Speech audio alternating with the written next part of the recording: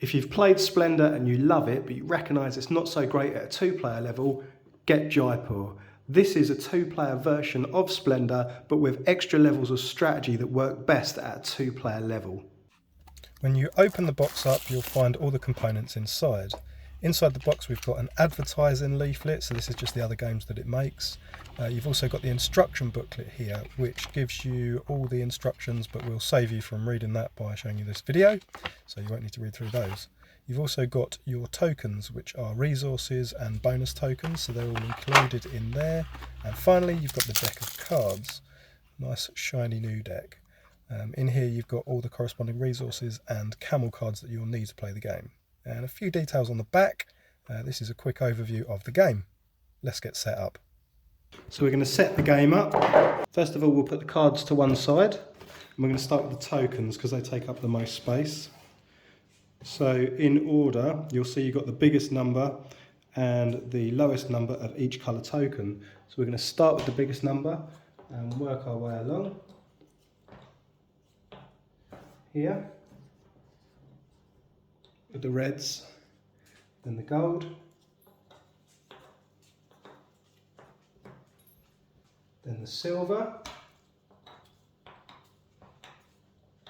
then the purple,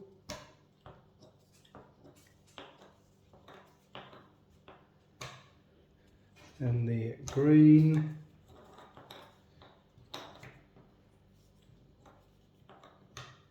then the brown.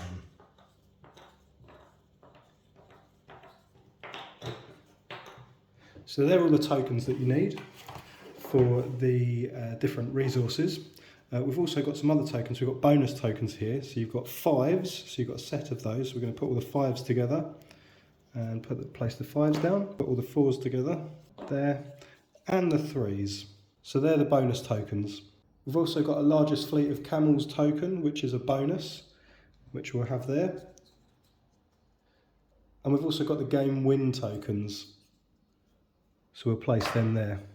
Now we're going to lay the cards out. So first of all, shuffle the deck. We're going to deal 5 cards to each player. 5, 5. And finally, we're going to lay out 5 cards face up along the middle. And the draw pile at the end. Along here, these correspond to the different resources over here. So the purple to the purple, the green to the green, blue to the, well, that's actually silver, but blue to the silver, and so on. You'll find all the different colours in there. When you start the game, you'll look at your hand, and if you have any camels, which we don't in this hand, you'd place them down there before starting. So we don't with that hand. Player 2 hasn't got any camels either, so they're fine. So that's the opening hand. To start a round, you've got a few type of actions, and what we're trying to do is collect sets, so we can sell the resources for coin. So there's different ways that you can take a turn. One example would be you could take a card. So that would be your turnover, and it'd be player 2's card, and you'd replace the card. The other way you could take a turn is you could trade cards in your hand for the cards on the deck. So in this example, we could trade these 3 cards for these 3 cards. What you wouldn't be able to do is trade like for like. So I wouldn't be able to trade 3 of these for those 2 and 1 of those. So we could make this as a trade, and then that would be our turnover, and it'd be the other person's turn. Alternatively, if you have camels, which we don't, but I'll get some camels out. If you've got some camels, you can trade your camels for the resources here. So looking at our hand, we've got 1, 2, 3, 4, 5. We can only have 7 cards in hand, so we could spend 2 camels and get 2 resources. So we could take these 2 for the 2 camels. Or we could go, we might want to go for a set. So we could take these 2 for 2 camels.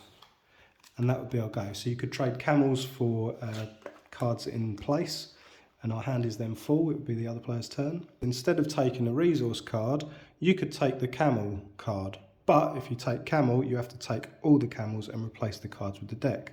So in this example, if our action was to take the camels and put them into our herd, and we'd replace with 2 new cards, and that would be our turnover.